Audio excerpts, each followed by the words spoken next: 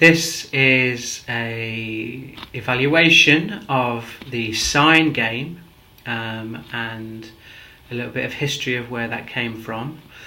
I went to The Smoke, which is a live action role play conference that happened in London, and that was 2018, beginning of 2018.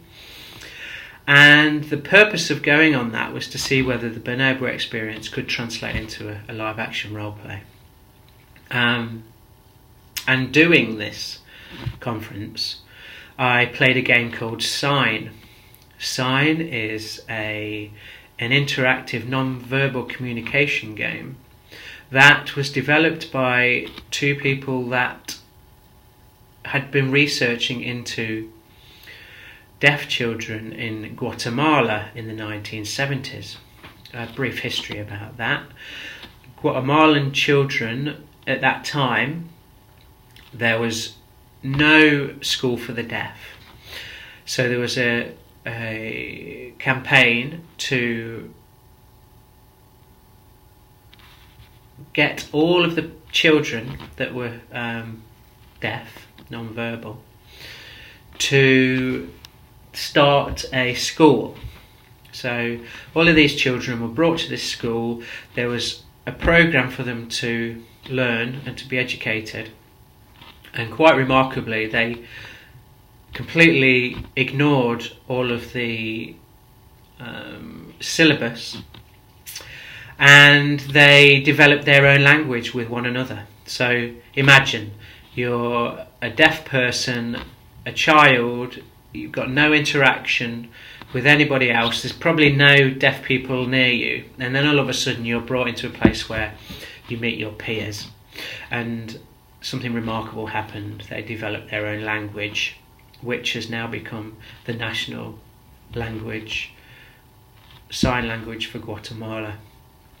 So that's a little bit of the history, and I played this game, and immediately I realised that aspects of this game, even all of this game, could be relevant for the bonobo experience, because of course bonobos are non-verbal in the sense that they don't have a sophisticated language like us.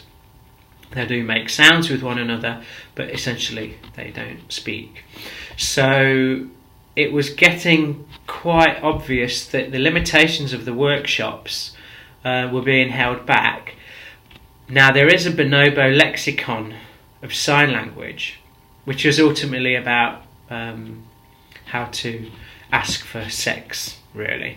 But when you look at the signs, they don't really communicate a wide variety of actions. All the things seem to lead to the same thing.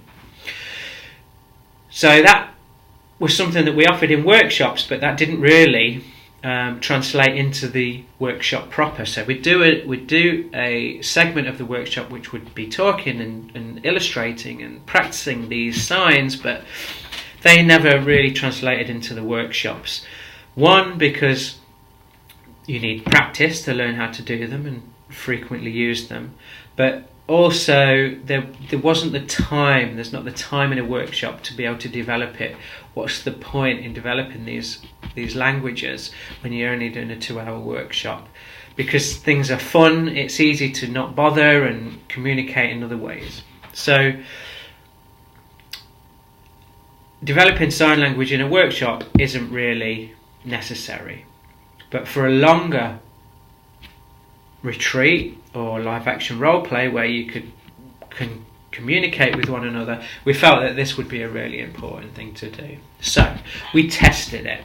We were at Suffolk when we had the retreat, and part of the time there we spent testing this game, and we learned that it was something that could really benefit us. It's something where you could even communicate and transcend language. You could communicate things that maybe weren't something that you could speak about in words and were more gestural. So we've noticed that there are great potentials around using this game. So that being said, I've written a report, and yeah, I mean, essentially, providing we integrate lots of playtime and props into the workshops to facilitate and encourage the learning, this workshop would certainly feature in a Bonobo retreat, and perhaps even be the beginnings of a module. So yeah, thank you very much.